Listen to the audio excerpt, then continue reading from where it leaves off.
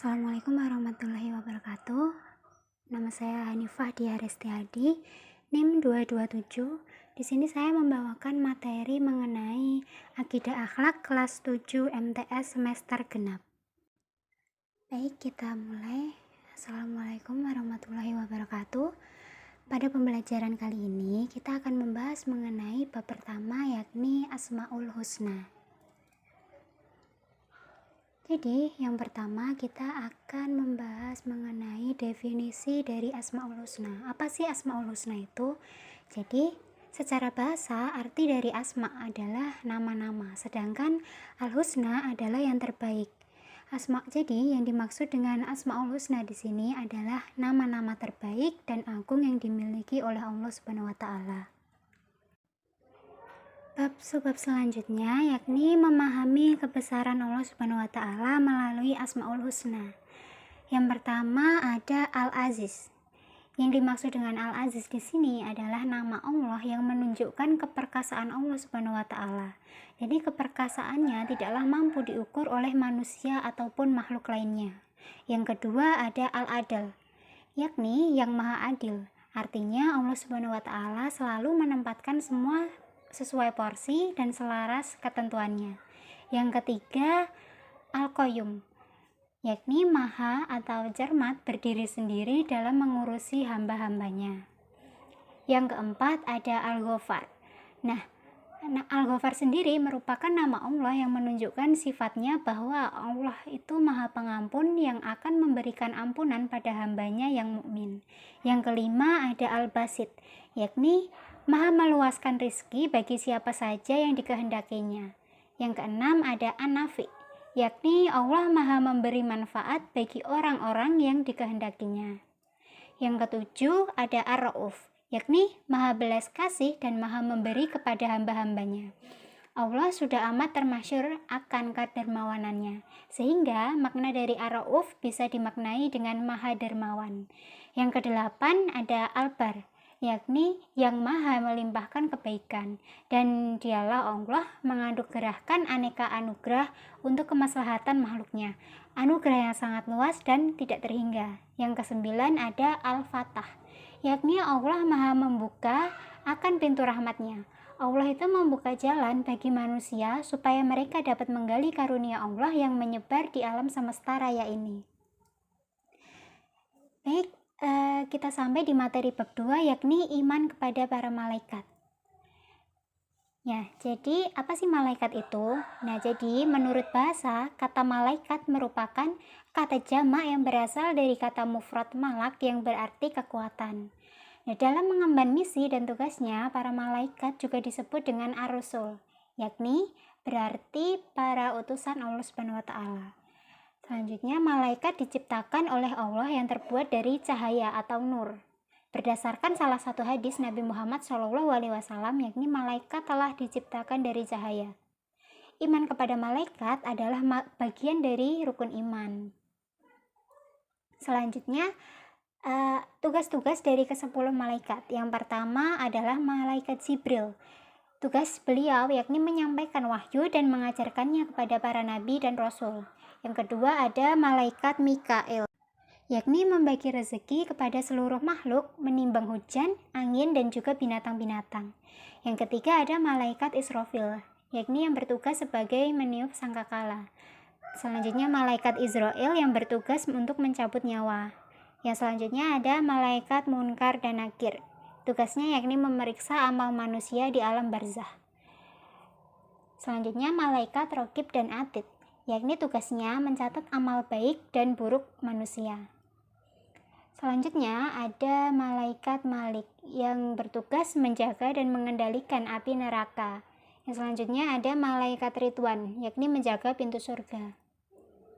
Yang selanjutnya yakni sifat-sifat malaikat. Yang pertama, selalu bertasbih siang dan malam, tidak pernah berhenti.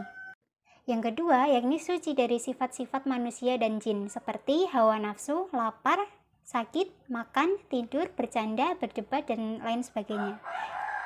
Yang ketiga yakni selalu takut dan taat kepada Allah Subhanahu wa taala. Yang keempat, tidak pernah maksiat dan selalu mengamalkan apa saja yang diperintahkan oleh Allah Subhanahu wa taala. Yang kelima, mempunyai sifat malu. Yang keenam, bisa terganggu dengan bau tidak sedap anjing dan patung. Yang ketujuh, tidak makan dan juga minum. Yang kedelapan, mampu mengubah wujudnya. Yang kesembilan, memiliki kekuatan luar biasa dan kecepatan cahaya. Selanjutnya, kita akan membahas mengenai pengertian jin, iblis, dan setan. Jadi, jin, iblis, dan setan itu diciptakan dari api. Yang pertama, pengertian dari jin. Kata jin itu berasal dari bahasa Arab yang artinya menutupi atau merahasiakan. Yang dimaksudkannya di sini adalah bahwa jin itu tertutup dari panca indera. Jin adalah makhluk halus yang tidak dapat dilihat. Ia diciptakan dari api. Nah, selanjutnya ada iblis. Kata iblis berasal dari bahasa Arab, yaitu iblis, artinya putus asa. Yakni dari putus asa dari rahmat atau kasih sayang Allah. Yang selanjutnya ada setan. Kata setan berasal dari bahasa Arab, yaitu syaitana, yang artinya jauh. Maksudnya di sini adalah setan itu sangat jauh dari kebaikan dan sangat dekat dari keburukan atau kejahatan. Selanjutnya mengenai sifat-sifat jin, iblis, dan juga setan. Yang pertama ada jin. Jadi jin itu sifat-sifatnya meliputi yang pertama, tidak dapat dilihat oleh indera manusia. Yang kedua, diciptakan dari api yang sangat panas. Yang ketiga, ada yang mengakui keesaan Allah Subhanahu wa taala dan ada pula yang membangkang perintah Allah Subhanahu wa taala.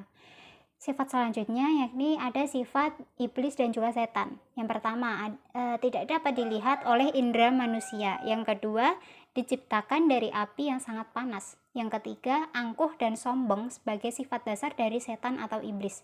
Yang keempat, selalu membangkang terhadap perintah Allah Subhanahu wa taala. Yang kelima, tidak mati sebelum datangnya hari kiamat. Selanjutnya ada perilaku jin, iblis, dan juga setan. Yang pertama jin. Jin itu juga diperintahkan oleh Allah untuk menerima syariat Islam sebagaimana yang diperintahkan kepada manusia. Menurut sebagian ulama, rupa, tabiat, kelakuan, dan perangai jin itu mirip seperti manusia. Karena jin itu juga seperti manusia, mereka itu ada juga yang baik dan ada juga yang jahat. Ada yang muslim dan juga ada yang kafir. Selanjutnya, iblis dan setan. Iblis dan setan yakni mengingkari perintah Allah dan tidak mau menghormati Adam, tetapi juga berusaha menggoda Adam dan Hawa untuk memakan buah terlarang. Baik, kita masuk ke bab 3, yakni akhlak tercela kepada Allah Subhanahu wa taala. Yang pertama ada riya. Riya dalam bahasa Arab artinya memperlihatkan atau memamerkan. Secara istilah, riya yaitu memperlihatkan sesuatu kepada orang lain, baik barang maupun perbuatan baik yang dilakukan dengan maksud agar orang lain itu dapat melihatnya dan akhirnya memuji dirinya. Selanjutnya ada contoh perbuatan riya. Yang pertama, sifat-sifat yang melekat pada diri seseorang, seperti suka melekatkan sifat-sifat mulia pada diri sendiri. Nah, hal-hal yang cenderung dipamerkan itu misalnya keelokan dirinya, pakaian atau perhiasannya, jabatan di tempat kerja, dan juga status sosial lainnya. Yang selanjutnya ada akibat buruk dari riya. Yang pertama, menghapus pahala amal baik. Yang kedua, mendapat dosa besar karena riya termasuk perbuatan syirik kecil. Yang ketiga, tidak selamat dari bahaya kekafiran karena riya itu sangat dekat hubungannya dengan sikap kafir. Selanjutnya ada nifak. Nah, kata nifak berasal dari kata nafiko al-yarbu, artinya lubang hewan sejenis tikus. Nah, nifak adalah perbuatan menyembunyikan kekafiran dalam hatinya dan menampakkan keimanannya dengan ucapan dan juga tindakan. Nah, perilaku seperti itu pada hakikatnya adalah ketidaksesuaian antara keyakinan, perkataan, dan juga perbuatan. Nah, pelaku perbuatan nifak disebut sebagai orang munafik. Selanjutnya, ada dua kategori dari nifak. Yang pertama, nifak i'tiqadi. Apa sih yang dimaksud dengan nifak i'tiqadi itu? Nah, jadi nifak i'tiqadi yakni suatu bentuk perbuatan yang menyatakan dirinya beriman kepada Allah Subhanahu wa taala sedangkan dalam hatinya tidak ada keimanan sama sekali. Nah, selanjutnya ada nifak amali. Nifak amali adalah kemunafikan berupa pengingkaran atas kebenaran dalam bentuk perbuatan. Selanjutnya, ada ciri-ciri perbuatan yang masuk ke dalam kategori nifak. Yang pertama, tidak mampu menegakkan sholat kecuali dengan malas-malasan. Ia merasa ragu terhadap balasan Allah di akhirat. Yang kedua, ada hanya berpikir jangka pendek, yaitu kekayaan duniawi semata. Yang ketiga, terbiasa dengan kebohongan, ingkar janji, dan juga khianat. Kita memasuki bab keempat, yakni ada adab berdoa dan membaca Al-Quran.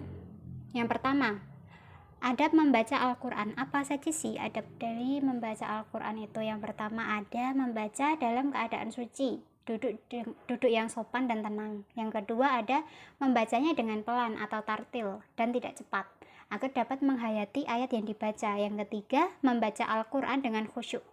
Yang keempat, membaguskan suara ketika membacanya. Yang kelima, membaca Al-Quran dimulai dengan isti'azah. Selanjutnya ada adab berdoa. Yang pertama, ada dengan menghadirkan hati. Yang kedua, dengan rasa takut dan penuh harap. Yang ketiga, dengan suara lembut. Yang keempat, diawali dengan beristighfar, menyesal, dan mengakui dosa. Nah, bab terakhir yakni bab kelima, Ashabul Kahfi. Ashabul Kahfi adalah 7 pemuda yang mendapat petunjuk dan beriman kepada Allah. Mereka menyelamatkan iman dan tauhid pada Allah Subhanahu wa taala dengan cara melarikan diri dari kekejaman Raja Dicyanus yang memaksanya untuk menyembahnya dan menyembah berhala-berhala di lingkungan istananya. Nah, lalu mereka nantinya tertidur lelap dalam gua selama 309 tahun. Terima kasih, mungkin itu materi yang dapat saya sampaikan. Kurang lebihnya saya mohon maaf. Wassalamualaikum warahmatullahi wabarakatuh.